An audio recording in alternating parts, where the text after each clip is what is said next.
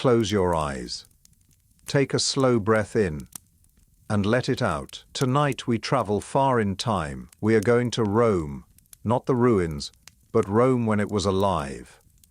A million voices, marble temples, an empire stretching from Africa to Britain. At the very top of it sat a man who wanted, more than anything, to be left alone to think. His name was Marcus Aurelius, emperor, philosopher, and the author of the most honest book any ruler has ever written. This is his story. Let us begin.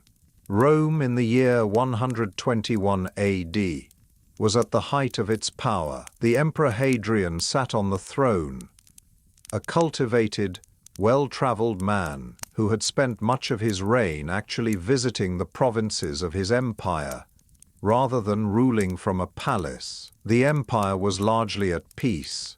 Its roads were in good repair. Its legions were professional and disciplined. Its cities, from Alexandria in Egypt to Londinium in Britain, were prosperous and growing. Into this world, on the 26th of April in the year 121, a boy was born in Rome. His full name at birth was Marcus Annius Verus. His family was wealthy and connected. His grandfather had been a 3-time consul, one of the highest offices in Rome. His father died when Marcus was very young, and he was raised primarily by his grandfather and by his mother, Domitia Lucilla, a woman of considerable intelligence and culture. He was, by all accounts, a serious child. Not gloomy, serious. There is a difference. He played, as children do. He enjoyed wrestling and boxing, the physical training that Roman aristocratic boys were expected to undergo. But even as a small boy, he was drawn to something quieter and more inward than most of his peers. He liked to read. He liked to think. He had, from very early on, a quality of attention, a willingness to sit with a question and turn it over and look at it from different angles.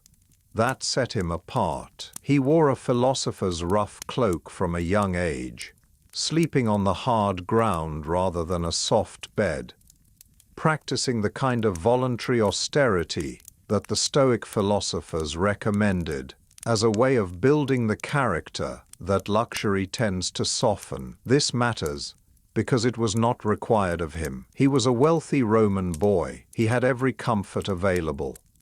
He chose the rough cloak.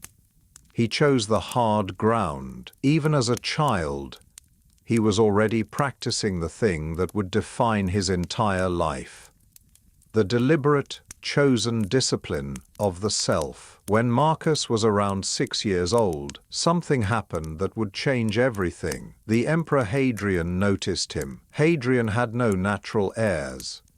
He was, in the Roman imperial system, going to have to choose a successor, adopt someone, as Roman emperors often did, and train that person to take over. He was looking, always, for talent, for character, for the qualities that made a good ruler, rather than simply a powerful one. He noticed Marcus. He gave him the nickname Verissimus, most truthful, which tells you something both about what he saw in the boy and about what Romans valued in a leader. Not cleverness, not ambition, not force. Truthfulness. The quality of saying what you actually believed, rather than what was convenient or advantageous. Marcus was not yet designated as a direct heir. There were layers between him and the throne, but the emperor's attention had fallen on him. And in the world of Roman imperial politics, that meant everything. The boy continued his education. He studied rhetoric, the art of public speaking, which was essential for any Roman public life. He studied law. He studied Greek, which was the language of philosophy and high culture throughout the empire. He had a series of excellent teachers, and he appears to have worked hard for all of them.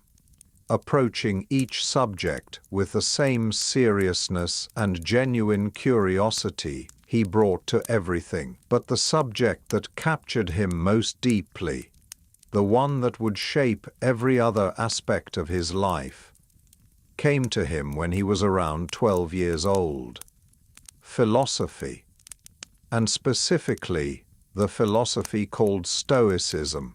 Stoicism was not, in the ancient world, primarily an academic subject. It was a way of life. It had been founded in Athens several centuries before Marcus was born by a man named Zeno of Citium, who taught his philosophy standing on a painted porch, in Greek, a stoa, which is where the name came from. By Marcus's time, Stoicism had become the dominant philosophical school among educated Romans, and it had evolved considerably from its Athenian origins. It is worth pausing on what the Stoic texts actually felt like to read, because Marcus was not reading dry academic philosophy. He was reading something urgent and practical, written in a direct style that cut through the elaborate rhetoric of Roman literary culture like cold water. Epictetus wrote, or rather spoke, and his student Arrian wrote down what he said, in a voice of relentless, sometimes almost brutal clarity. He told his students exactly what they were doing wrong. He described, with uncomfortable precision, the mechanisms by which the untrained mind generates its own suffering. He offered no comforting illusions. He said, "The world is what it is. Other people will behave as they behave. Your body will get sick and grow old and die. Your circumstances will change, often for the worse. None of this is in your control. The only question is what you are going to do with your mind in the face of all of this." For a 17-year-old boy who had just been told he was going to be emperor, who had just been handed more external power than almost any human being in history, and who had already learned to be suspicious of that kind of power, this was exactly the right teaching at exactly the right moment. Power over the empire, fine. Manage it carefully, without attaching your happiness to it. Power over your own mind, that is the real work. That is the only power that actually matters. He never forgot this. For the next 42 years, in palaces and military camps and council chambers and courts of law, he would return to this basic orientation again and again.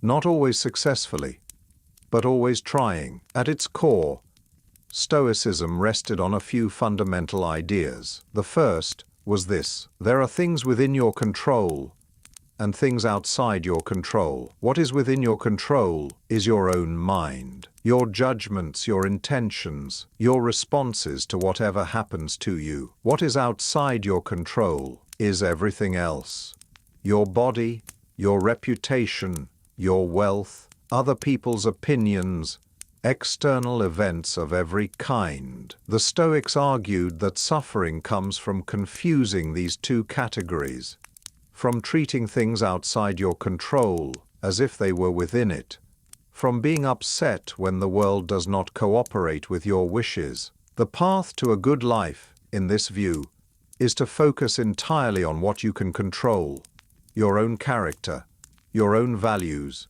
your own choices, and to accept with equanimity everything else. This sounds simple. It is not simple. It is, in fact, one of the most demanding things a human being can attempt, because the mind's natural tendency is to spend most of its energy on exactly the things it cannot control, worrying about what other people think, fearing outcomes that may or may not happen, resenting circumstances that cannot be changed. The Stoic discipline was the daily, difficult work of redirecting that energy inward. The second idea was that virtue, doing the right thing, being a good person, was the only true good. Not wealth, not pleasure, not fame, not power. These things might be preferable to their opposites, the Stoics allowed, but they were not in themselves good or bad. Only virtue was genuinely good.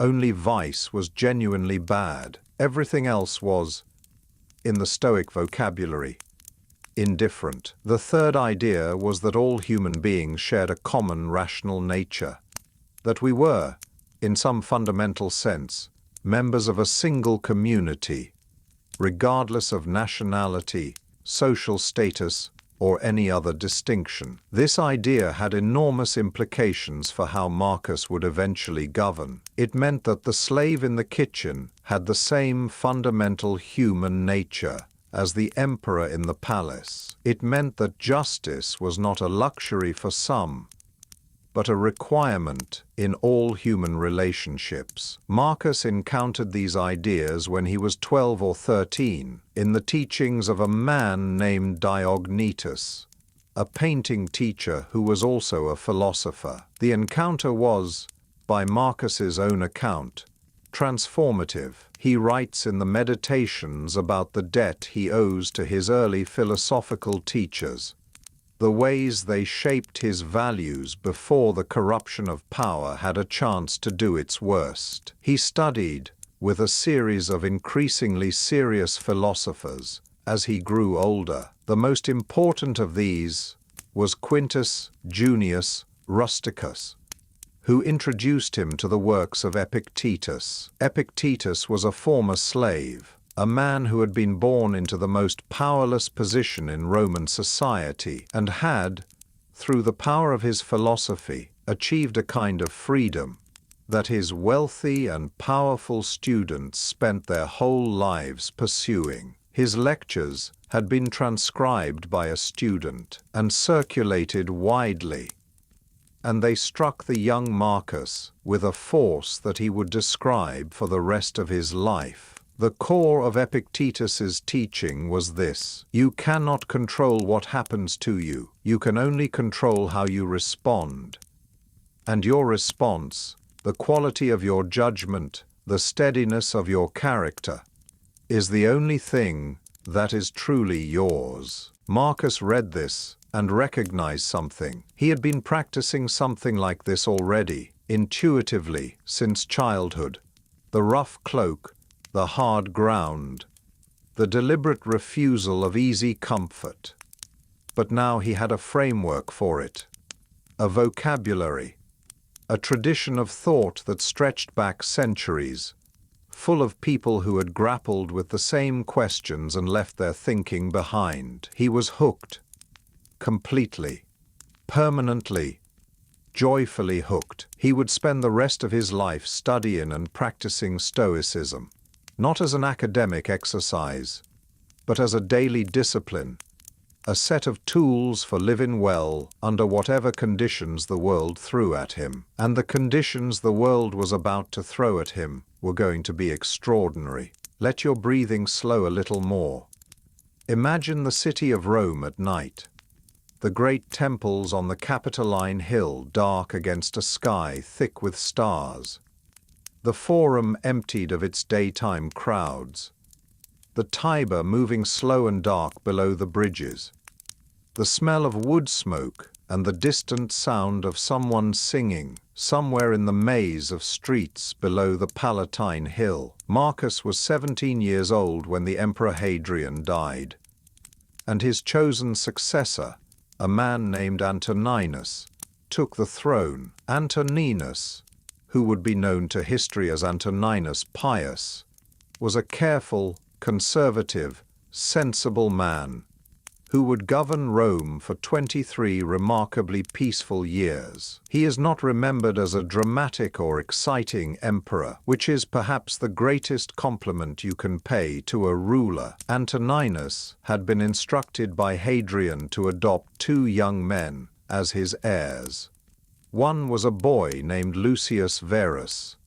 The other was Marcus. At 17, Marcus suddenly found himself the designated future emperor of Rome. He did not celebrate. There is a remarkable passage in the Meditations where Marcus mentions, almost in passing, the day he was first taken to the imperial palace and given the purple, the color of emperors, the symbol of absolute power over the greatest empire in the world. He describes it as something to be accepted rather than celebrated, something to be carried rather than enjoyed. He moved into the palace with Antoninus and began learning what it meant to actually govern. He attended councils.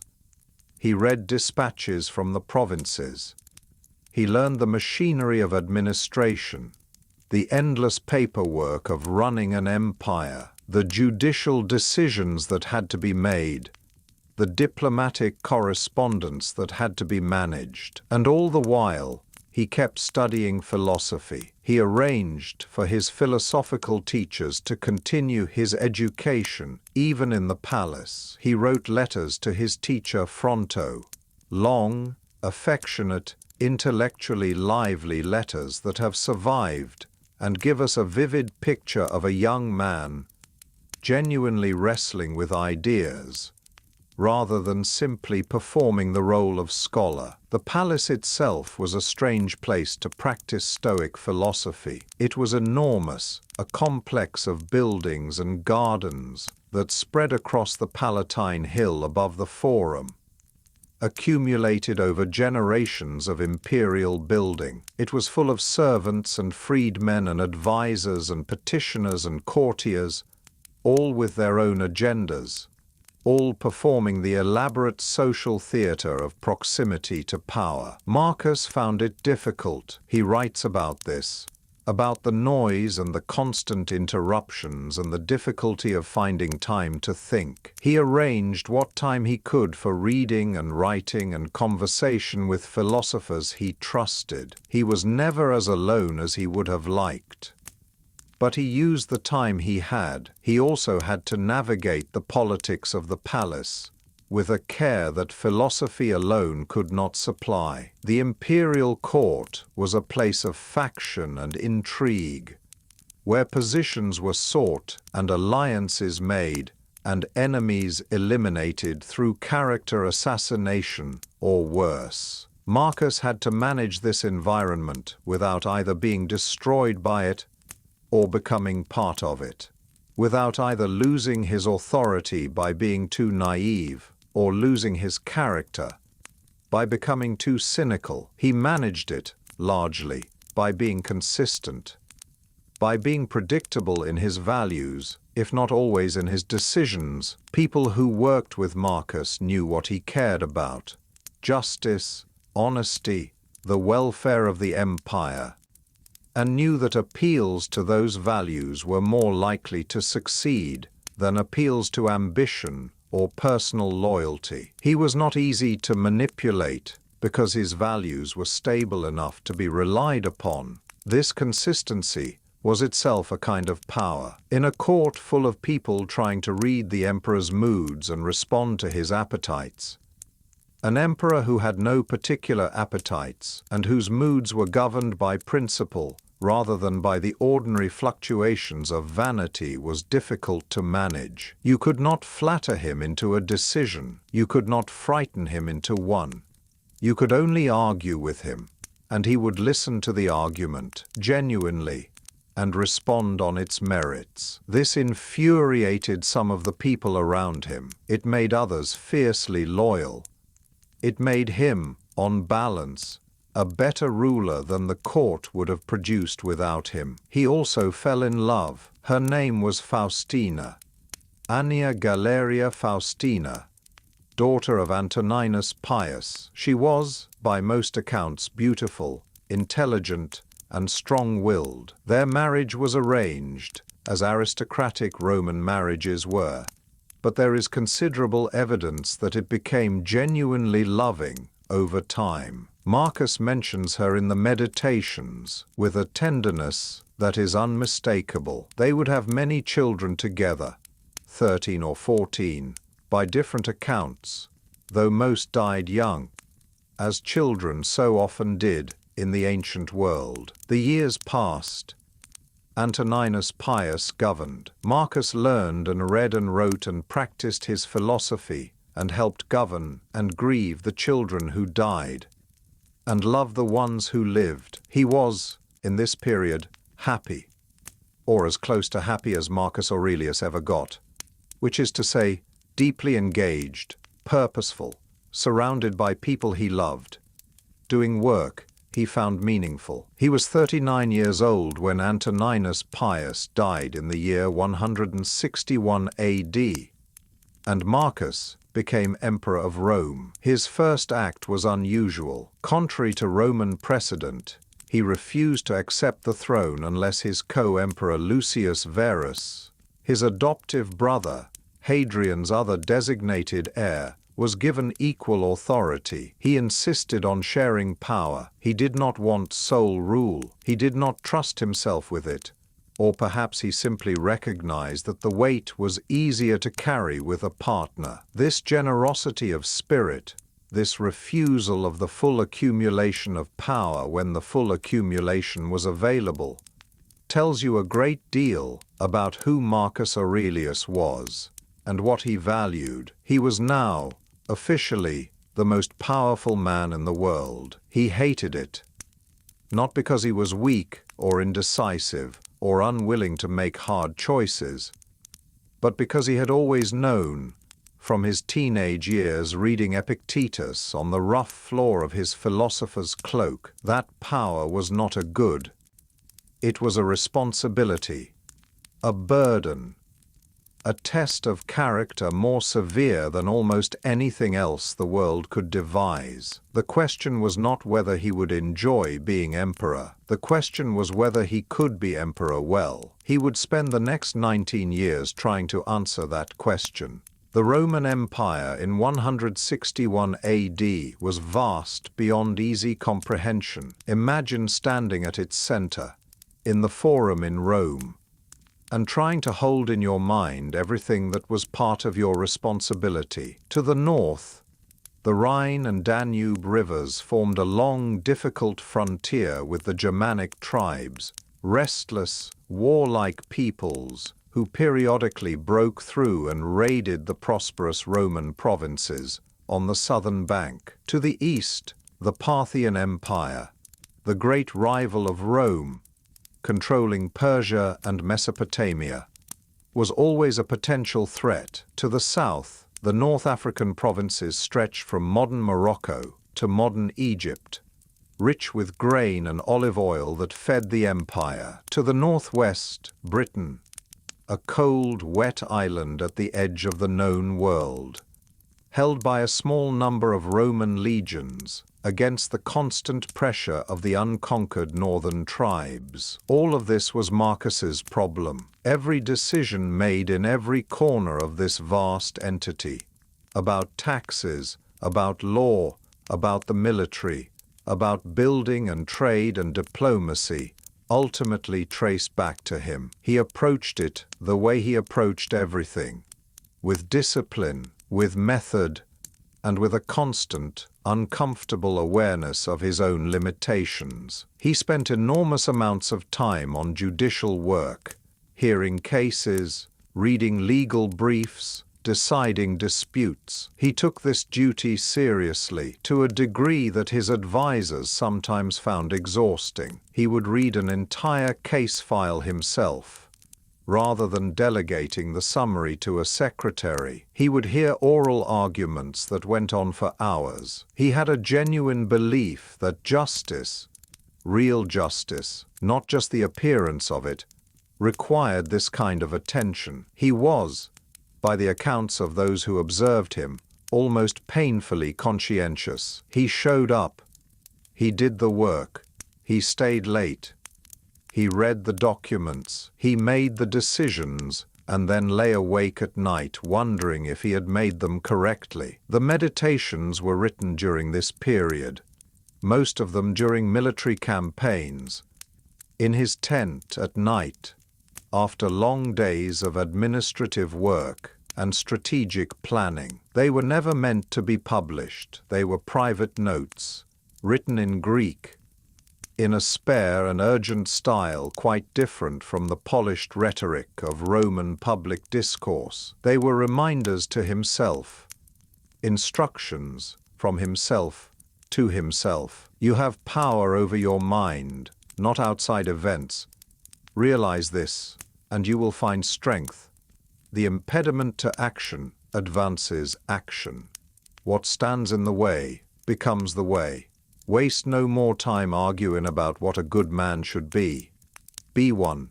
Begin the morning by saying to yourself, I'll meet today ungrateful, violent, treacherous, envious, uncharitable men.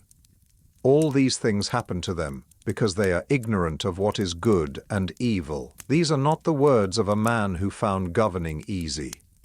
They are the words of a man who found it very hard, and who was trying, every single day, to be equal to its demands through the discipline of his own thinking. He wrote about anger because he felt it, and because a Stoic emperor could not afford to act on it. He wrote about flattery because he was surrounded by it, and because it was one of the most insidious corruptions a ruler faced. He wrote about the temptations of luxury, about the danger of forgetting, amid all the comfort and ceremony of the palace, what actually mattered. He reminded himself repeatedly that the purple robe was just fabric, that the throne was just a chair, that all the ceremony and deference and absolute power were completely without value if they were not used in the service of something genuinely good. He wrote, "It is not death that a man should fear, but he should fear never beginning to live." These words were not for an audience. They were for himself, in the dark, in a tent somewhere in the barbarian north, trying to remember who he was supposed to be. Not long after Marcus took the throne, the trouble began. In the east, the Parthian Empire, Rome's great rival, attacked the Roman province of Armenia and inflicted a serious defeat on a Roman legion. This was an affront that could not be ignored. An emperor who did not respond to such a challenge would be seen as weak, and weakness in the ancient world invited further attack. Marcus sent his co-emperor Lucius Verus east to manage the war. Lucius was more comfortable with military life than Marcus was, more social, more pleasure-loving, more at home in the soldier's world. Marcus stayed in Rome, managing the enormous administrative machinery of the empire, while Lucius conducted the campaign. The Eastern War went well. The Roman legions, commanded by capable generals under Lucius's overall authority, pushed back the Parthians, reconquered Armenia, and eventually captured and sacked the Parthian capital of Ctesiphon. It was, by the standards of Roman military history, a successful campaign, but the army came back with something worse than defeat. Plague. The Antonine Plague, named after the dynasty Marcus belonged to, swept through the empire in the years after the legions returned from the east. It was almost certainly smallpox, encountered by Roman soldiers in the east, where it had already been circulating for some time, and brought back to a population that had never been exposed to it, and had no immunity whatsoever. The death toll was catastrophic. Estimates vary widely, but some historians believe that between 5 and 10 million people died during the Antonine Plague, perhaps a quarter of the entire population of the empire in the affected regions. Cities were devastated. The army lost soldiers at a rate that created serious problems for the defense of the frontiers.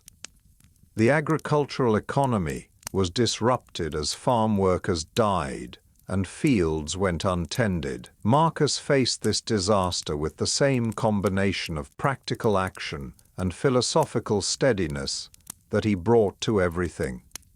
He organized the removal and burial of the dead. He increased the public grain supply to feed those who had lost their ability to farm. He tried to maintain the normal functions of government during an extraordinary crisis. And he watched people die, including, eventually, Lucius Verus himself, who died of the plague in 169 AD, leaving Marcus as sole emperor for the first time. He wrote about death in the Meditations with an unusual directness, not with fear, but with a kind of philosophical curiosity. The Stoics did not believe in an afterlife in the Christian sense. They believed that the individual consciousness dissolved back into the rational principle of the universe at death. Like a wave returning to the ocean, this was not to them something to fear. It was simply the nature of things. Think of yourself as dead, Marcus wrote. You have lived your life. Now take what's left and live it properly. He meant this not as a counsel of despair, but as a practical tool for perspective. If you think of your remaining time as a gift, as extra time, unearned, then you stop wasting it on trivial worries and petty resentments. You use it for what actually matters. The plague would return and return over the years of Marcus's reign, killing in waves. He faced it each time with the same disciplined acceptance. He could not cure it. No one could. With the medical knowledge of the 2nd century, what he could do was manage the consequences, maintain the machinery of the state, and refuse to let the fear of death corrupt his judgment or his character. He did all three, but the plague was only one crisis. While it was killing the empire's people in the south, something was happening on the northern frontier that would demand Marcus's personal attention for the better part of a decade. The Germans were coming. Let the scene shift north now. Far north of Rome, far north of the warm Italian sun and the comfortable marble of the city. The Danube River in winter is a different world. The water is dark and fast and cold.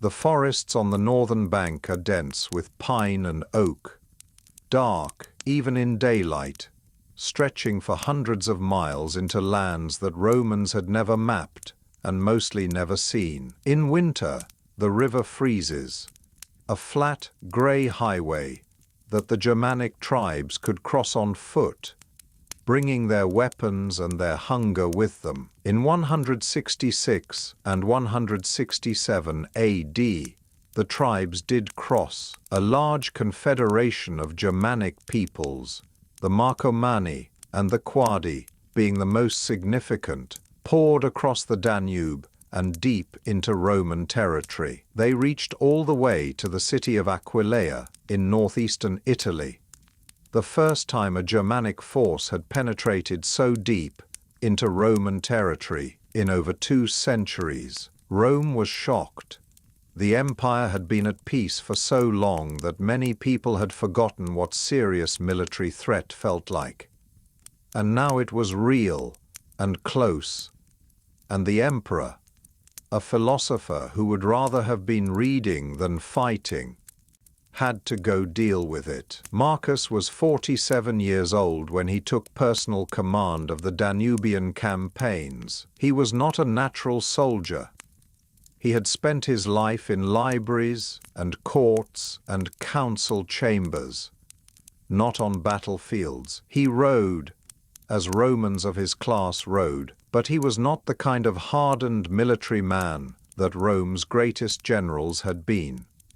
He went anyway. He would spend most of the last 14 years of his life on the Danube frontier, living in military camps, directing campaigns, making decisions that cost thousands of lives and saved millions of others. He was never entirely comfortable in this role, but he was conscientious in it, always, and he was effective enough. It was in these military camps, at Carnuntum, at Vindobona, at Brigetio, in a dozen other fortified positions along the great northern river, that Marcus wrote most of the Meditations. The irony is profound. The most philosophical document to come out of ancient Rome was written not in a library, but in a tent, by a man who was simultaneously trying to figure out the correct Stoic response to adversity and the correct tactical response to a Germanic river crossing. He wrote about the transience of everything.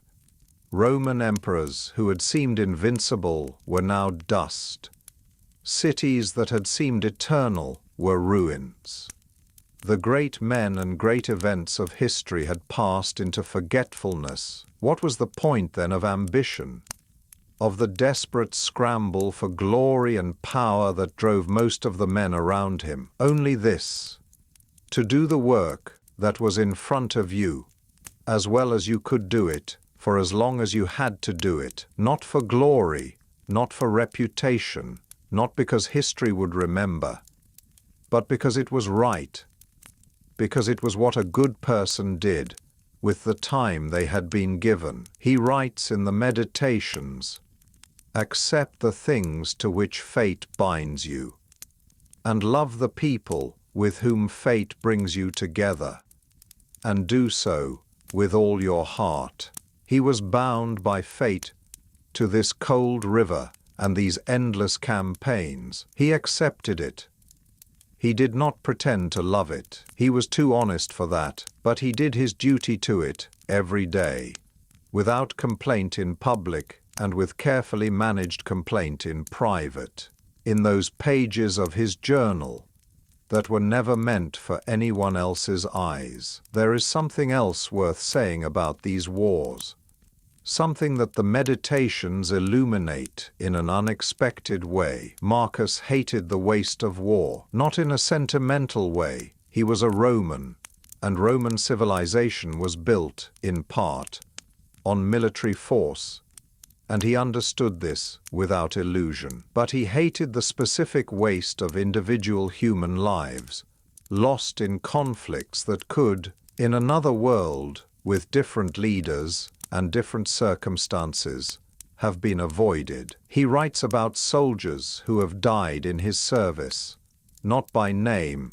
not as statistics, but as the kind of presence that a commander feels when he knows that the orders he gave sent men to their deaths. He carries them in the Meditations as a kind of weight, a reminder that the decisions made in council chambers and on maps have consequences measured in human lives. He tried, consistently, to offer terms of peace before resorting to force. He negotiated when negotiation was possible. He accepted submissions that others might have rejected as insufficient, because every surrender that avoided a battle was a battle's worth of lives saved. This did not make him a weak commander. The campaigns were successful, by and large, precisely because Marcus understood that the goal was not victory in itself, but the restoration of stable conditions on the frontier. Victory that created conditions for new conflict was not victory. It was just a delay. He thought in longer time horizons than most of the generals around him. It also meant that the campaigns took longer than they might have under a more aggressive commander. Marcus was willing to accept slower progress in exchange for fewer casualties and more durable outcomes. Some of his generals found this frustrating. The soldiers, who were the ones doing the dying, may have found it a relief. We cannot know exactly, but we know what he wrote. We know what he valued, and the evidence suggests that the man who wrote "Waste no more time arguing about what a good man should be one" meant it even, especially, in the context of the terrible practical choices that war forced upon him. The campaigns went on. Victories were won and then undone when new threats emerged. Treaties were signed and broken. The Germanic tribes proved difficult to hold by agreement. The social structures that made a binding treaty possible on the Roman side simply did not exist among the tribes in the same way. Peace on the Danube was always temporary, always contested, always requiring the sustained attention of Rome's military and administrative machine. Marcus attended to it all, steadily, without drama, with the same meticulous conscientiousness he brought to everything. He was tired. You can feel it in the Meditations, the tiredness of a man who had been doing something difficult and exhausting for a very long time, and who is trying to find, in philosophy, the resources to keep going. Confine yourself to the present, he wrote. Not to all the campaigns that had already been fought, not to all the campaigns still to come, just this one, just today, just the decision in front of you right now. It was good advice. He tried to follow it. We need to slow down here and spend some time with the book itself, because the Meditations are, in a very real sense, the most important thing Marcus Aurelius left behind, more revealing than any official record, more honest than any biography written by an admiring contemporary. The book is strange.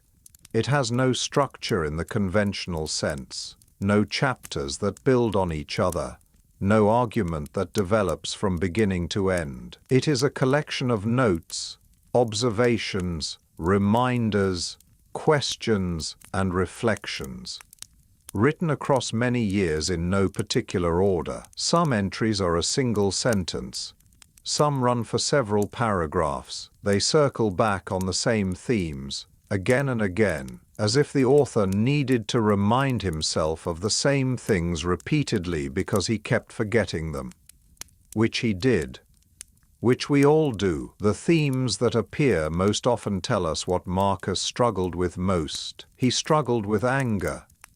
He writes about it repeatedly, about the impulse to respond to provocation with force, about the way anger distorts your judgment, about the importance of pausing before reacting and asking yourself whether the thing that provoked you actually deserves a reaction. He was, apparently, capable of real anger, hot, human anger, and he worked hard every day to not let it govern him. He struggled with the behavior of other people. He was surrounded by courtiers and senators and generals and officials, many of whom were self-interested, dishonest, manipulative, or simply mediocre. He found this genuinely difficult. He was too honest himself, too committed to truth and directness, to be comfortable in a world where so much of human interaction was performance and strategy. He dealt with it by reminding himself that human beings were, at their core, rational animals, that even the worst of them was capable of reason, was trying, however badly, to pursue what they believed to be good. Their failures were failures of understanding, not of fundamental nature. You could not hate a person for not knowing what they had not been taught. When you wake up in the morning, he wrote, tell yourself, the people I deal with today will be meddling, ungrateful, arrogant, dishonest, jealous, and surly. They are this way because they can't tell good from evil. But I have seen the beauty of good and the ugliness of evil, and have recognized that the wrongdoer has a nature related to my own. He struggled with the fear of death. Not his own death. He had made a kind of peace with that. Through years of stoic practice, he feared the deaths of the people he loved, his children who died young, his wife Faustina, who died in 175 AD during one of the military campaigns, and whose loss he describes with a raw grief that no amount of philosophy could completely contain. He had her deified, declared a goddess by the Senate, which was the highest honor Rome could bestow, and which says as much about his love for her as about any political consideration. He struggled with the temptation of legacy. One of the most persistent themes in the Meditations is the worthlessness of fame, the observation that all the emperors and generals and great men of the past were already forgotten by most people, and that his own fame would dissolve just as completely within a few generations. He used this observation not as a counsel of nihilism, but as a liberation. If fame does not matter, you are free to do what is actually right, rather than what will be applauded. Perfection of character is this, he wrote, to live each day as if it were your last, without frenzy, without apathy, without pretense. He struggled, most of all, with the gap between the person he wanted to be and the person he actually was. This is perhaps the most human thing about the Meditations, the way they reveal a man who held himself to an impossibly high standard and fell short of it repeatedly and kept trying anyway. He was not writing because he had achieved stoic perfection. He was writing because he had not, and because the writing itself was part of the practice of trying. He writes, "You have been a philosopher since what age? And what have you accomplished?" The question is rhetorical, and the implied answer is, not enough, never enough. But he kept going, every morning, another day, every crisis, another test, every provocation, another opportunity to practice the discipline that Epictetus had taught him as a young man. The discipline of choosing your response rather than simply having it. The Meditations survived not because Marcus intended them to survive, but because someone in his household, perhaps a secretary, perhaps a trusted companion, recognized their value and preserved them after his death. For nearly 2,000 years, they have been read by people looking for the same thing Marcus was looking for: a way to live well, with limited resources and unlimited problems, in a world that does not cooperate with your best intentions. They have not gone out of date.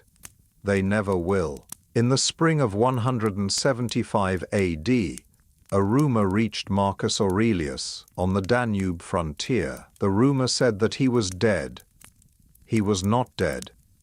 He was very much alive, sitting in his tent reading dispatches and writing in his journal, and directing the campaigns against the Germanic tribes with his usual meticulous attention. But the rumor had reached the eastern provinces, and someone had decided to act on it. His name was Avidius Cassius.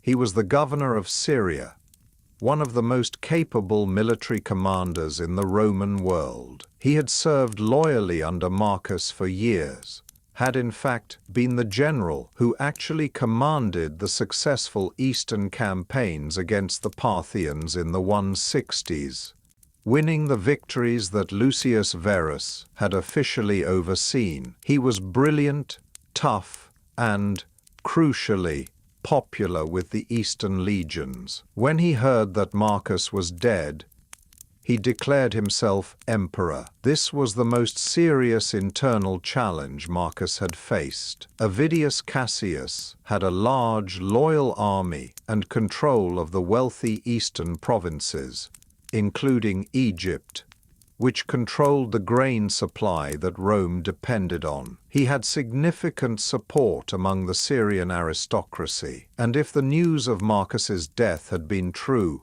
his claim would have been entirely plausible. But Marcus was not dead, and when the eastern provinces learned this, when they understood that they had backed a revolt against a living emperor, the support for Avidius Cassius began to evaporate almost immediately. Within a few months, he was assassinated by one of his own centurions, and his brief revolt was over. Marcus's reaction to this episode tells you more about his character than almost any other event in his life. He was not angry or rather, he was. But he managed it. He wrote letters to the Senate explicitly asking them not to execute the supporters of Cassius. He argued for clemency, for the recognition that men who had supported a revolt based on the false news of his death deserved understanding rather than punishment. He did not want a purge. He did not want heads on pikes as a warning to future rebels. He wanted to move on. When the Senate sent him the papers of the conspiracy, the letters and documents that named everyone who had been involved, he burned them unread. He specifically said that he did not want to know who had supported Cassius, because if he knew, he would be tempted to punish them, and he did not want to be that kind of emperor. He burned the papers. Think about what that means. The most powerful man in the world, with proof of a conspiracy against his life in his hands, chose not to read it, chose not to know, because he trusted himself more in ignorance than in knowledge, when the knowledge would have been poison to his better judgment. The Stoics would have recognized this as a precise application of their principles. Focus on what you can control, which is your own response. You cannot change the conspiracy that happened. You can only choose how you react to it now. And the reaction that serves justice and the long-term welfare of the empire is clemency, not revenge. He traveled to the east after the revolt to consolidate the situation there. It was during this journey that his wife Faustina died of sudden illness on the road somewhere in Asia Minor. He was devastated. He writes about her in the Meditations with a simplicity that is more moving than any elaborate tribute. She was gentle, obedient, straightforward. In a world of performance and pretense, she had been real to him. He did not stop working. He never stopped working. He mourned and he governed simultaneously. Because the empire did not pause for grief, he returned north. The Danube frontier needed him. It always needed him. We have talked about the great events, the wars, the plague, the revolt. But let us slow down now and think about the ordinary days, because it was in the ordinary days that Marcus Aurelius was most fully himself. And it is in the ordinary days that the Meditations are most useful. He woke early. He had always woken early. It was a Stoic practice, the refusal of the soft, warm bed that urged you to stay longer than necessary. He mentions in the Meditations the temptation to linger in bed on cold mornings, and his response to himself, "Is this what you were made for? To lie here warm and comfortable, or to do the work you were given?" He washed and dressed simply. He ate simply. He had been raised with the philosopher's attitude toward food. It was fuel, not pleasure. He ate to sustain himself, not to indulge himself, though he was not rigid about this, and attended the elaborate imperial banquets that protocol required. His days were consumed by work. The administrative work of the empire was enormous. An endless stream of petitions, legal cases, diplomatic correspondence, military dispatches, financial decisions, appointments, and policy questions. He worked through all of it methodically, with the assistance of a team of secretaries and advisors, but with a personal involvement in the details that his predecessors had often delegated more freely. He heard cases.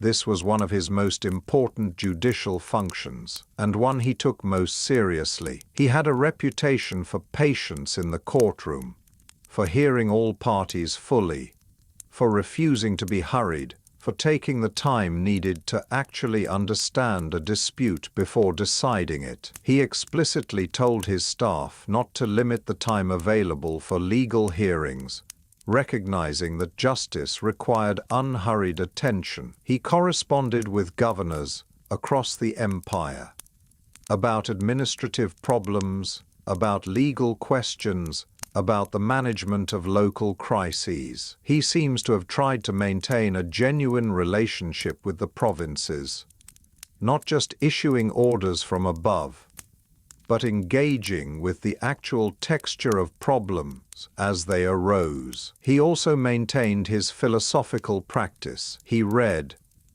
he wrote, he had conversations with philosophers and scholars, not as a performance of imperial culture, but because he genuinely enjoyed these conversations, found them nourishing in a way that the routine administrative work could not be. He was, in these ways, a man of remarkable consistency. The person who showed up to work every day was recognizably the same person who had put on the philosopher's rough cloak as a 12-year-old boy.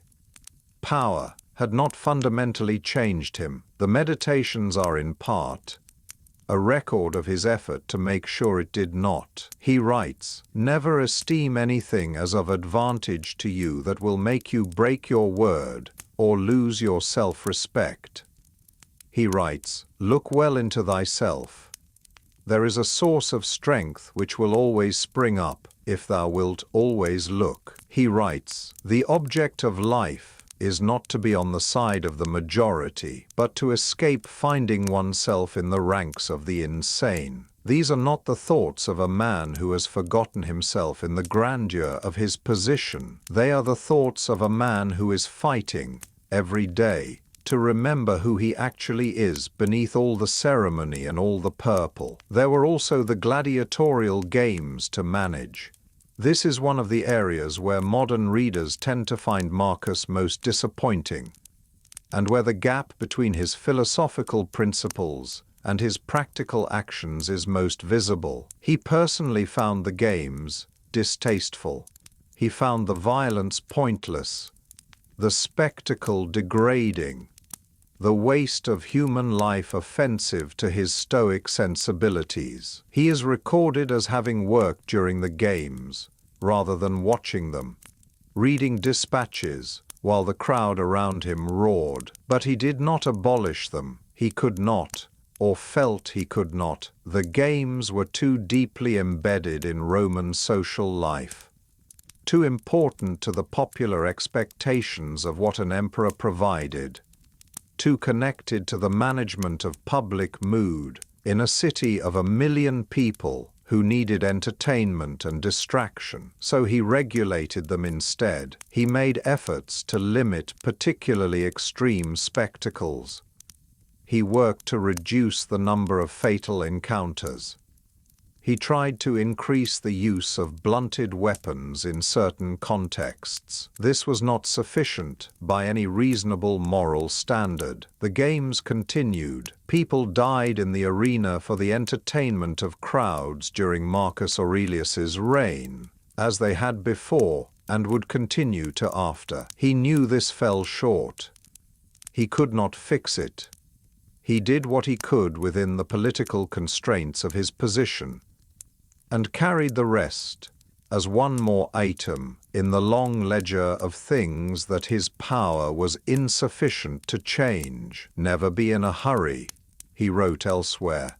"Do everything quietly and in a calm spirit. Do not lose your inner peace for anything whatsoever, even if your whole world seems upset." His inner peace was maintained imperfectly through exactly this kind of acceptance, the Stoic acknowledgement that some things cannot be changed, that the obligation is only to do what you can, not to achieve what you cannot. It is uncomfortable, but it is honest. He also spent time with his children. He had, with Faustina, survived the deaths of most of their children. Infant mortality in the ancient world was devastating, and even the imperial family was not spared. He loved the children who survived with an evident warmth. He arranged careful educations for them. He tried to give them the philosophical grounding that had been so important to his own development. One of his sons,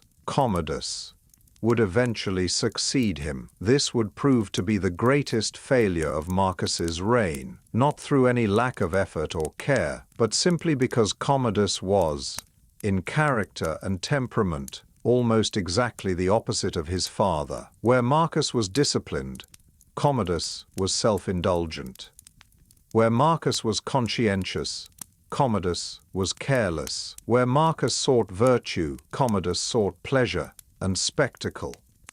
Marcus seems to have known this, or at least feared it. There is evidence that he tried to surround Commodus with good advisers, hoping that good counsel could compensate for deficiencies of character. It could not.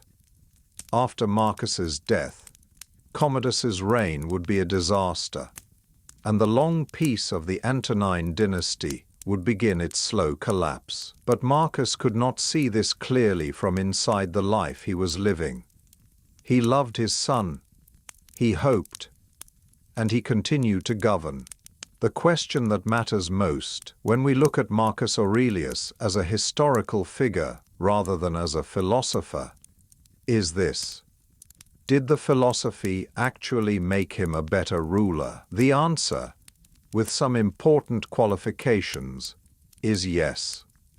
There is a particular passage in the Meditations that returns to me whenever I think about what Marcus Aurelius was actually doing, in the largest sense, with his life and his reign. He writes about Alexander the Great, Julius Caesar, Pompey, the great conquerors whose names the world knew, whose victories had seemed eternal, and whose empires had seemed permanent. Where are they now? He asks.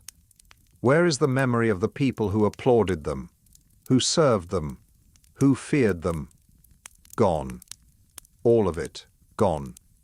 Not just the men, but the entire world they inhabited, the specific texture of daily life in their time, the faces of the people they knew, the particular quality of the light on a particular afternoon, in a particular city that no longer exists. He is not saying this to be morbid, he is saying it to locate himself correctly, to remind himself that he is one more figure in an endless procession, significant in the moment, forgotten in the long run, and that this is fine, that this is the nature of things, and that the right response to this recognition is not despair, but a kind of lightness, a freedom from the desperate need to be remembered that corrupts so many people in positions of power. You do not need to be remembered, you need to do good now. That is enough, that is the whole assignment.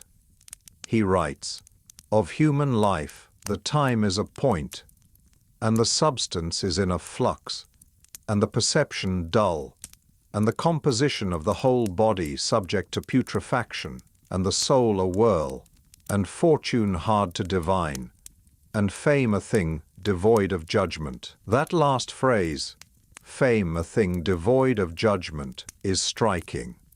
Fame does not know who deserves it. It falls on the deserving and the undeserving alike. And it means nothing in the long run. What matters is not what people think of you, but what you actually do. Marcus was famous in his time and remains famous now. Nearly 2,000 years later, he would find this slightly absurd if he were here to comment on it.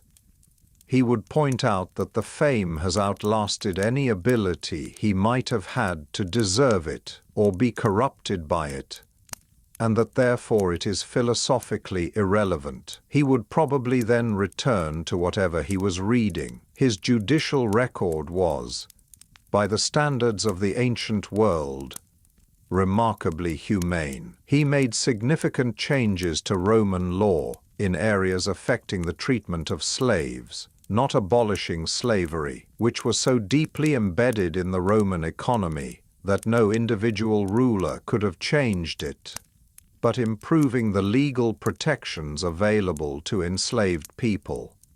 Masters could no longer kill their slaves without legal consequence. Slaves had the right to appeal to a magistrate if they were being treated with unusual cruelty. These were modest reforms by modern standards, but they were genuinely meaningful in the context of the ancient world. And they flowed directly from the Stoic principle that all human beings shared a common, rational nature. He was, by all accounts, remarkably accessible for an emperor. He did not surround himself with impenetrable layers of ceremony and protocol. He could be approached. He listened when approached. He engaged with questions and arguments, rather than simply issuing commands. He was careful with the treasury. He inherited an empire that was financially comfortable and tried to keep it that way, resisting the temptation to fund his wars through ruinous taxation. When the plague and the wars stretched Roman finances severely, he famously sold imperial treasures, furniture, artwork, jewelry from the palace, rather than raise taxes on the provinces beyond what they could bear. He was tolerant of diversity, of different customs, different languages, different ways of life, within the broad framework of Roman law and Roman peace. He did not impose Roman culture by force. He was interested in the variety of human experience rather than threatened by it. He was also, it must be said, capable of decisions that we would now find troubling. The prosecution of Christians, who were seen in this period as a disruptive force in Roman society, refusing the religious ceremonies that were part of civic life, continued during his reign. He did not persecute them with particular enthusiasm, but he did not stop it either. He seems to have viewed the early Christians with a kind of philosophical impatience. Their willingness to die for their beliefs struck him as irrational, a kind of theater rather than genuine philosophical courage. This is perhaps the area where his philosophy, for all its strengths, failed him most visibly. But looked at in totality, Marcus Aurelius governed Rome as well as any emperor ever had, and better than most. He did not, like some of his predecessors, murder senators to eliminate political rivals. He did not, like some of his successors, plunge the empire into ruinous civil wars.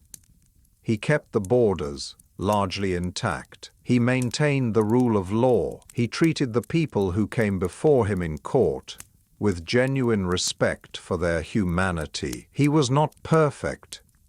He would have been the first to say so. He said it repeatedly in his private journal to himself in the dark. But he was remarkably good, and he was good in a way that was clearly connected to the philosophy he practiced, to the daily discipline of asking himself what virtue required, and then trying, imperfectly but persistently, to do it. By the late 170s, Marcus was aging. He had always been thin. He had never entirely recovered from a serious illness in his 20s, and the rigors of the Danubian campaigns had taken further toll. He was not a robust man, physically. He was sustained by discipline and purpose, rather than by natural vigor. And as the years passed, the discipline became more and more necessary to compensate for the vigor that was leaving him. He returned to the Danube. Always the Danube.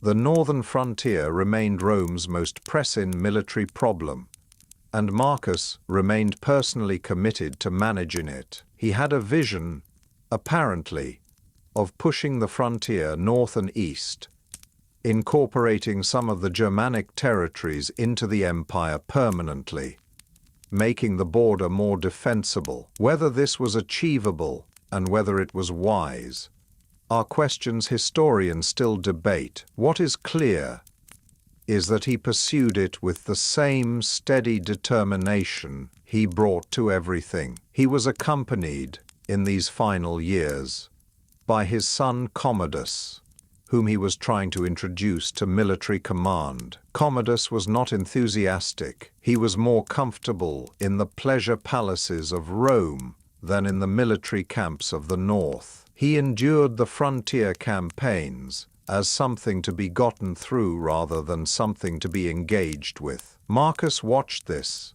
and must have seen the future. He cannot have been entirely blind to his son's character, but he was his son, and Marcus loved him, and there was no other obvious heir.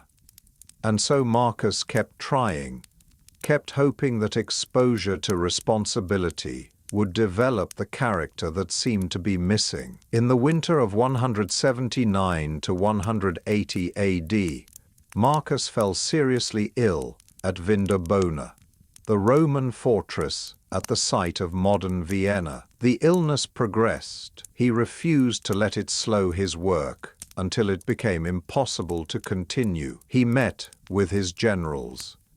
He issued his final orders. He arranged, with characteristic care, for the orderly transition of command. He asked to see his son one last time. He said, according to the accounts that have survived, something like, "Go to the rising sun, for I am setting." He was sending Commodus to take over. He was letting go. He asked the guards to leave. He pulled the covers over his head, and sometime in the night of the 17th of March, in the year 180 AD, Marcus Aurelius died. He was 58 years old. He had been emperor for 19 years. He had spent most of those years either in the palace doing administrative work or in a military camp doing administrative work and directing campaigns. He had never entirely gotten what he wanted: the quiet philosophical life, the time to read and think and write without interruption. He had made do with what he had. A few hours in the evening, a journal kept in tent light, the slow accumulation of thoughts that would outlast him by 2,000 years. The empire mourned him genuinely. This is unusual.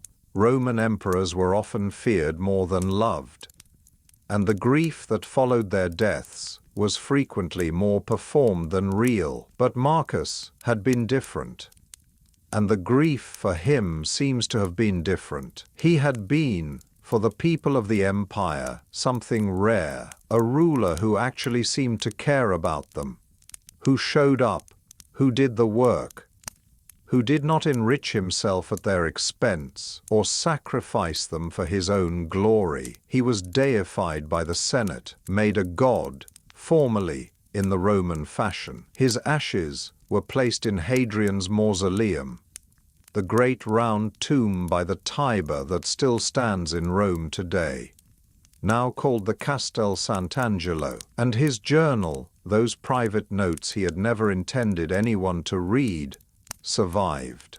Let us stay for a moment in the quiet after the story. The room, wherever you are resting right now, is warm. The darkness outside is soft. Your breathing has found its own slow rhythm, unhurried and even. Marcus Aurelius has been dead for nearly 2,000 years. And yet the book he never meant to publish is still being read, still being cited, still being used by people, politicians and soldiers and executives and teachers and students and people lying awake at night trying to figure out how to get through the next day, as a practical guide to the difficult art of being a decent person under pressure. Why? Partly because the problems he was working on are the same problems we work on.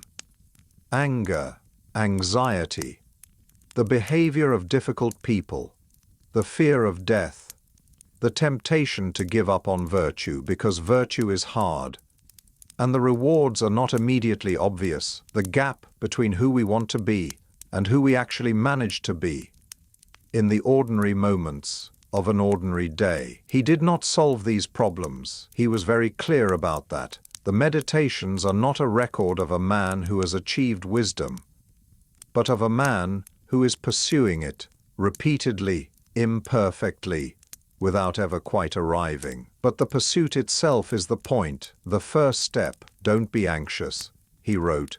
Nature controls it all. And before long, you'll be no one, nowhere. Like Hadrian, like Augustus. The tranquility that comes when you stop caring what they say, or think, or do. Only what you do. You could leave life right now. Let that determine what you do and say and think. These are not comfortable thoughts. They are bracing thoughts, the kind of thoughts that make you sit up a little straighter and ask yourself what you are actually doing with the time you have been given. Marcus Aurelius asked himself this question every day. Not rhetorically, not as a performance of philosophical virtue, but as a genuine, urgent inquiry conducted in the private pages of a journal he never showed to anyone. The answer he kept arriving at was the same one he kept having to re-arrive at, because he kept forgetting it and needing to remember it again. Do the work that is in front of you, as well as you can do it for the right reasons, without concern for whether you will be recognized or rewarded, or remembered. Just do the work. That was his life. That is what made it remarkable. Not the empire, not the victories, not the throne. Those were the circumstances. The remarkable thing was what he chose to do with them. He chose, every day, to try to be better than he had been the day before. That is the legacy of Marcus Aurelius, not the Antonine dynasty, which fell apart after his death, not the Danubian campaigns, the details of which are mostly forgotten, but the book, the private journal of a tired man trying to keep his better self alive under the weight of the world, and the example it provides of what philosophy actually looks like when it is not an academic exercise, but a daily practice, when it is the thing that gets you out of bed on cold mornings, when it is the thing that keeps you from acting on anger, when acting on it would feel very satisfying, when it is the thing that lets you face loss and grief and the prospect of your own death without being destroyed by them. That is what the Stoics were after, that is what Marcus was after, and that is what the Meditations, the most intimate and most useful document in the history of Western philosophy, offer to anyone who picks them up. Even tonight, even now, breathe in and out. Let the weight of everything you are carrying today settle a little further into the bed beneath you. You are not Marcus Aurelius. You do not have to manage an empire or fight wars or make decisions that affect millions of people. Your problems are smaller in scale, most of them. But the principles are the same. They always are. Focus on what you can control. Let go of what you cannot. Do the work in front of you. Try to be a little better tomorrow than you were today. He did it for 19 years on the throne, and a lifetime before that, in libraries and in military camps and in the quiet moments before dawn, when the world was still and he could hear himself think. You can do it for one more day. That is enough. That has always been enough. Before we drift deeper into sleep, let us spend a little time with the specific tools Marcus used. The practical exercises he returned to again and again, because understanding them makes the meditations come alive in a new way. The first tool was what we might call the view from above. Marcus practiced regularly a kind of imaginative exercise in which he stepped back from whatever immediate problem was consuming him and tried to see it from an enormous distance, from above the city, from above the empire, from the perspective of deep time, looking back at this particular moment from centuries away. What does this problem look like from up there? How important is this dispute, this setback, this person's bad opinion of you? When seen from that distance, usually the answer is, not very. Most of the things that feel urgent and overwhelming in close-up reveal themselves as small and temporary when viewed from sufficient distance. The exercise was not meant to make you indifferent. Marcus was deeply engaged with his work and his relationships, not detached from them. It was meant to provide perspective, to break the spell of the immediate. He writes about this in various ways throughout the Meditations. Think of all the great emperors who came before you. He tells himself, they are dust. Think of all the urgent crises that consumed them, the wars, the conspiracies, the floods and plagues and famines. Those crises passed. Those emperors passed. This crisis too will pass. This emperor too will pass. It is oddly comforting when you really sit with it. The second tool was what the Stoics called the premeditation of adversity, or what Marcus sometimes called negative visualization. Before undertaking anything, he would try to imagine everything that could go wrong, not in a spirit of pessimism, but as a kind of inoculation. If you have already imagined the bad outcomes, you are less shocked when they arrive.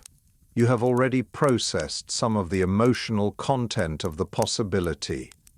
You are more prepared. He applied this to everything. Before going into a difficult meeting, he would remind himself that the people he was meeting might be frustrating, dishonest, or hostile. Before undertaking a military campaign, he would contemplate the possibility of failure. Before each day, he would remind himself of its challenges. This is counterintuitive in a culture that emphasizes positive thinking. But Marcus understood something that modern psychology has confirmed.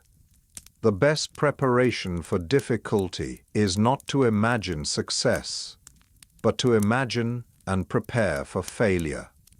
Not to be paralyzed by it, but to have looked at it clearly enough that it holds no surprise. The third tool was the discipline of desire, a systematic practice of wanting only what was actually good, and not wanting what was merely pleasant or comfortable. He practiced this in small ways, constantly. The rough cloak as a boy, simple food, early rising, voluntary hardship when it was not required, as practice for the involuntary hardship that was inevitable. The goal was not asceticism for its own sake. Marcus was not a monk, and he did not think suffering was virtuous in itself. The goal was to keep his desires calibrated correctly, so that when things he depended on were taken away, comfort, ease, the people he loved, he could function without them. He was not always successful at this. The grief over Faustina's death, the anxiety over Commodus's character, the exhaustion of the campaigns, these broke through the philosophical discipline at times, as they would break through any merely human discipline. He was not a Stoic saint. He was a Stoic practitioner, which means someone who tries and fails and tries again. The fourth tool was perhaps the most important. The evening review. Every night, Marcus would examine his day. Not obsessively, not with the goal of punishing himself for failures, but honestly. What had he done well? What had he done poorly? Where had he been governed by his better self? And where had he been governed by his worse one? What would he do differently tomorrow? This is the practice that the meditations themselves most directly embody. They are, in a sense, the written residue of these evening reviews, the thoughts and reminders and corrections that came out of nights of honest self-examination. One more thing about the meditations deserves attention before we leave them. They are, in a profound way, a document of failure, not spectacular failure, not the failure of a man who did terrible things or abandoned his principles or let power corrupt him entirely, but the quiet, daily, ordinary failure of a human being who held very high standards and repeatedly fell short of them. He got angry when he should have been calm. He worried when he should have trusted the process. He was sometimes impatient with people who deserved more patience. He found the boring parts of governing genuinely boring, and sometimes let that show. He made decisions under pressure that he later doubted. He mourned losses that the Stoics said he should have accepted with equanimity, and he could not always achieve that equanimity, and he wrote about that inability with uncomfortable honesty. This is why the Meditations are not merely an artifact of historical interest. They are alive. They speak directly to the experience of anyone who has ever tried to hold themselves to a high standard and found the standard consistently beyond their reach. The gap between who we want to be and who we actually are.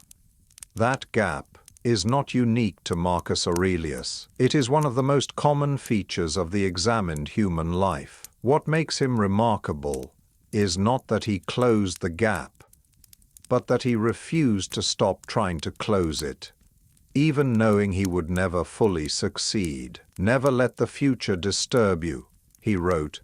"You will meet it, if you have to, with the same weapons of reason which today arm you against the present." The weapons of reason, not certainty, not the guarantee of success, just the tools, imperfect, inadequate to the full scope of the problems they face, but all we have, of honest thinking and deliberate choice. He picked them up every morning for 58 years.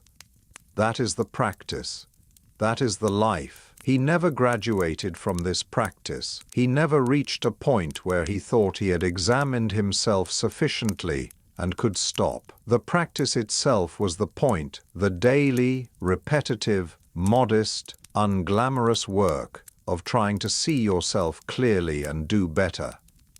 "Never let the future disturb you," he wrote. "You will meet it, if you have to, with the same weapons of reason which today arm you against the present." This is the Marcus Aurelius who matters most.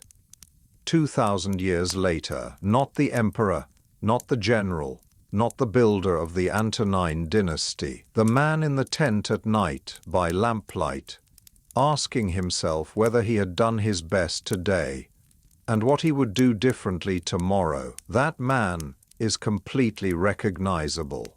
That struggle is completely contemporary. That question, have I been good enough today? Have I been true to what I actually believe? Is a question that any honest human being asks themselves in some form when the day is done and the noise has quieted. Marcus asked it for 58 years, and he wrote down what he found when he looked, so that we could look alongside him. That is the gift he left. Breathe. The lamp is burning low. The night is quiet around you. You have time to rest now. Time to let the day go. Time to trust that tomorrow will bring another opportunity to try again, to do a little better, to be a little more equal to whatever is asked of you. Marcus rested. In his tent by the cold river, in the palace by the Tiber, in the simple room he preferred to the elaborate apartments that were available to him. He rested, and he woke. And he tried again. That is enough. That is always enough. And so the story of Marcus Aurelius, philosopher, emperor, tired and conscientious man, settles gently around you now, like smoke from a dying fire. Let it go. Let the ancient city of Rome dissolve slowly into the distance of 2,000 years. Let the Danube freeze over quietly in your imagination, and the legions march back to their camps, and the Senate return to its chamber, and the oil lamps gutter out one by one across the great dark city. Let it all grow still and small and far away. You are here. You are warm.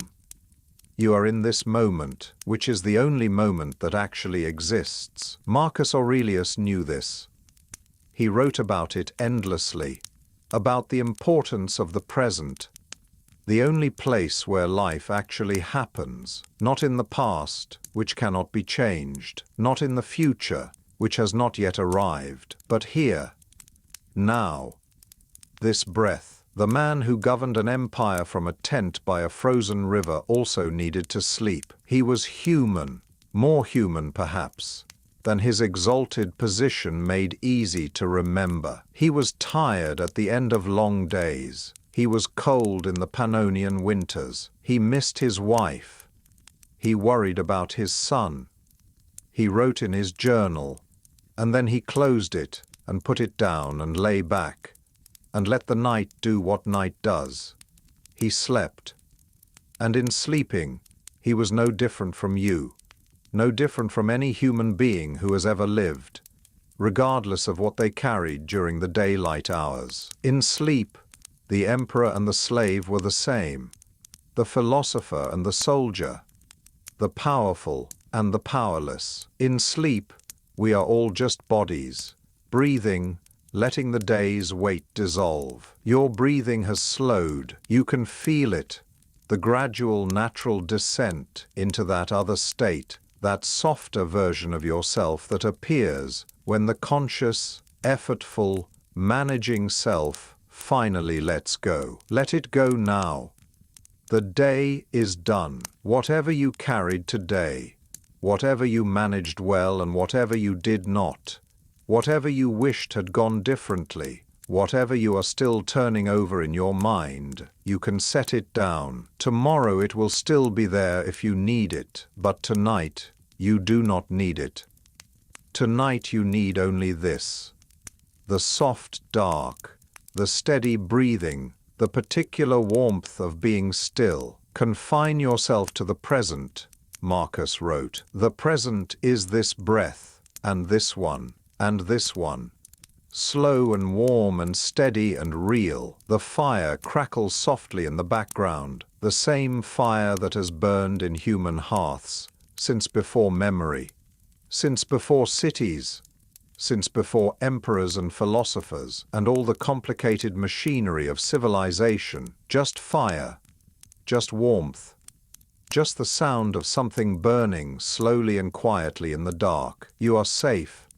You are held. Let your eyes grow heavy, if they have not already. Let your thoughts soften into something less like thinking and more like floating. Let the ancient world recede into the deep background of your mind, where it will stay, quiet and present, until you need it again. Marcus is at rest. You can rest too. Breathe in and out and in. Sleep well.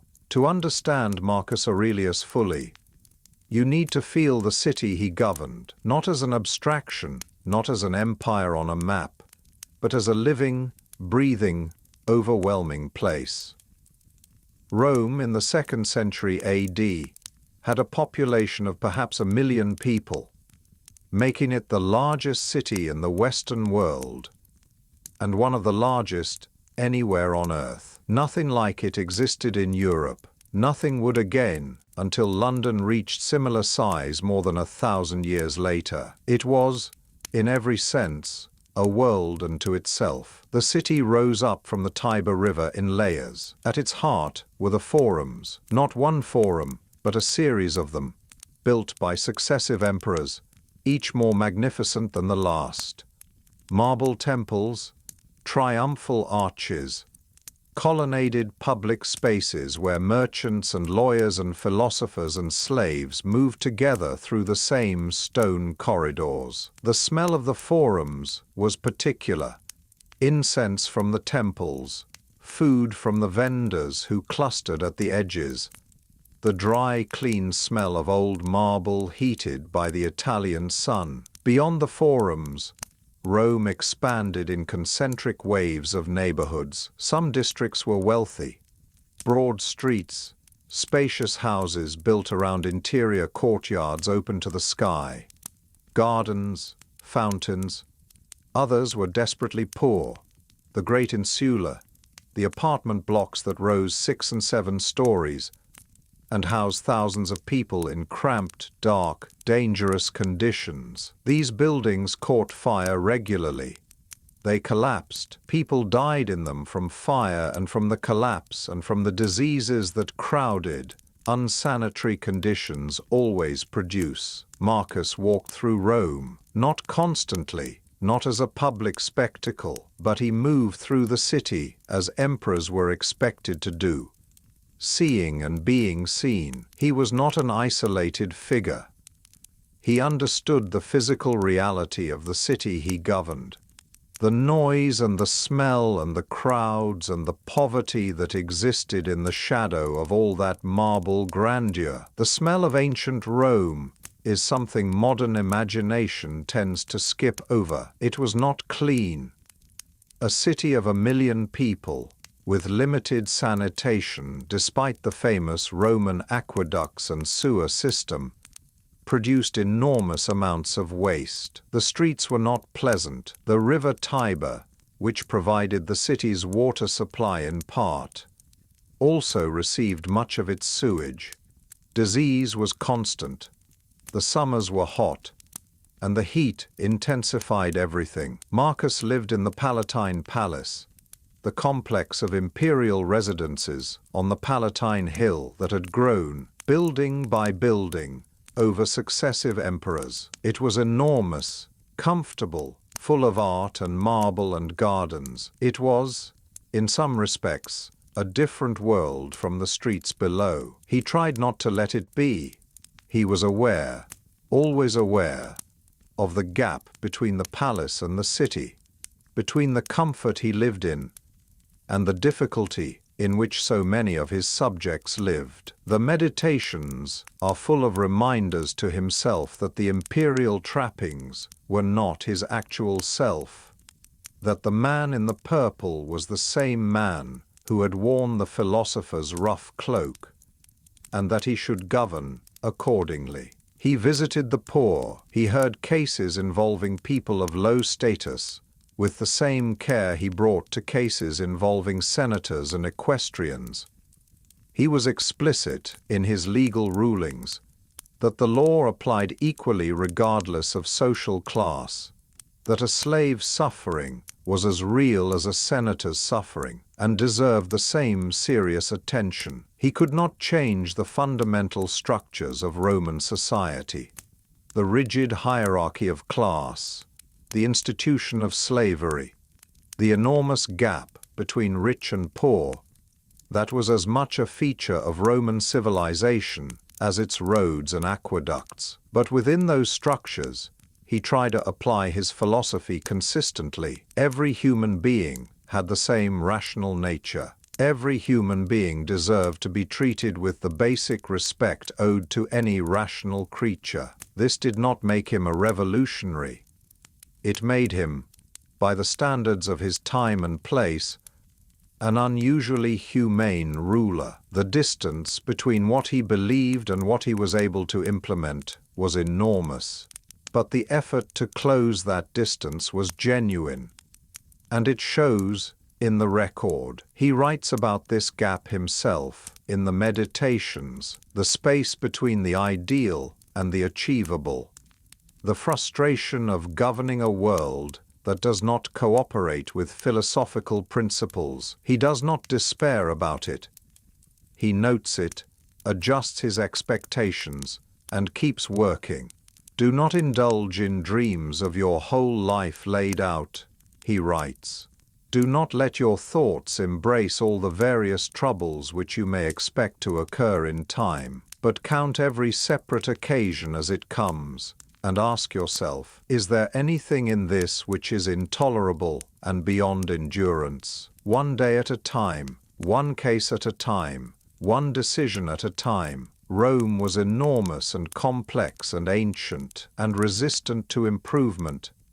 Marcus governed it anyway, as well as he could, for as long as he was given. The city outlasted him, as cities do. But the effort he made to govern it with justice and humanity, that was real. And it mattered to the people whose lives were touched by his decisions. That is what governance is. in the end. Not monuments, not victories, but decisions made in good faith that affect the lives of real people who had no part in making them. Marcus made those decisions as well as a human being can make them, imperfectly, but honestly, with genuine concern for the people on the other side. It is late. The fire has burned down to embers. The room is quiet and warm and dark. And you are drifting now, not quite asleep, not quite awake, in that in-between place that has its own kind of soft clarity. This is a good time to think about what Marcus Aurelius actually has to offer us here. Nearly 2,000 years after he died in a tent by a frozen river in what is now Austria, because it would be easy to admire him from a safe historical distance, to nod approvingly at his wisdom and his conscientiousness, and then close the book and go back to living more or less as before. He would have found that useless. Philosophy, for him, was not a thing to be admired. It was a thing to be practiced. So what does that practice actually look like now? In a world that Marcus could not have imagined, the first thing he offers is the radical distinction between what you can control and what you cannot. In a world full of notifications and news, and the constant sense that something terrible is happening somewhere and that you should be worried about it, this distinction is not just useful, it is urgent. Most of what we spend our anxiety on is outside our control. Other people's opinions, traffic, the economy, the news, weather. Other people's choices, the past, which is finished, and the future, which has not yet arrived. What is within your control is much smaller. Your own attention, your own responses, your own choices about how to spend your time and energy. Marcus found this liberating, the narrowing of the scope of what he was responsible for. Just his own mind, just his own choices, made the enormous practical responsibilities he carried easier to bear, not harder. The second thing he offers is the practice of perspective. Whatever is bothering you right now, and something is bothering you, because something is always bothering someone, Marcus would invite you to see it from a distance, not to dismiss it, not to pretend it does not matter, but to locate it accurately in the larger picture of your life, and in the even larger picture of time. 100 years from now, the thing that is keeping you awake tonight will be what? Forgotten entirely, most likely. The person who wronged you will be dead. The situation that seems so urgent will have resolved itself one way or another. The world will have moved on in ways you cannot predict. This is not depressing, it is freeing. If nothing lasts, and nothing does, then you are free to engage with the present without the weight of all that imagined permanence. You can do your best today without needing it to be perfect, because today will pass, and you will get another chance tomorrow. The third thing he offers is the model of imperfect persistence. Marcus was not a Stoic saint. He was a Stoic practitioner. He got angry, he worried, he failed to live up to his own principles regularly, and wrote about those failures in his private journal. With an honesty that is almost painful to read. He never arrived. He never achieved the philosophical perfection that Stoicism theoretically described, but he kept trying. Every day, another attempt, every failure, another chance to start again. Every morning, the same basic commitment to try to be better than yesterday. Not to succeed perfectly, just to try. This is the most democratically useful thing about Marcus Aurelius. You do not have to be an emperor, or a philosopher, or a person of unusual intelligence or strength to practice what he practiced. You just have to be willing to try, and to keep trying.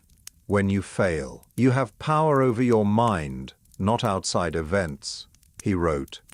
Realize this, and you will find strength. Let the scene settle around you as it grows late. You are drifting. The words are becoming less like ideas to be grasped and more like currents to float on. That is exactly right. That is where we want to be. But before we drift all the way into sleep, one more thought. The world Marcus Aurelius inhabited was, in many ways, worse than ours.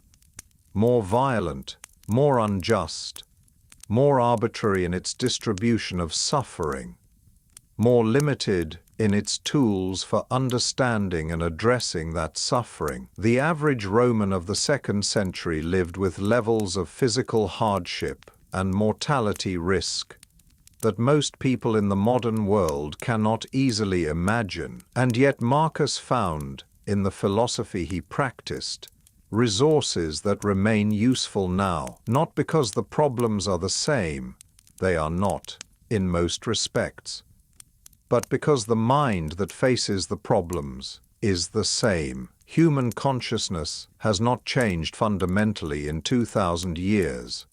We still get angry. We still fear death. We still struggle with the behavior of difficult people and the anxiety of an uncertain future. We still waste enormous amounts of energy on things we cannot control and neglect the things we can.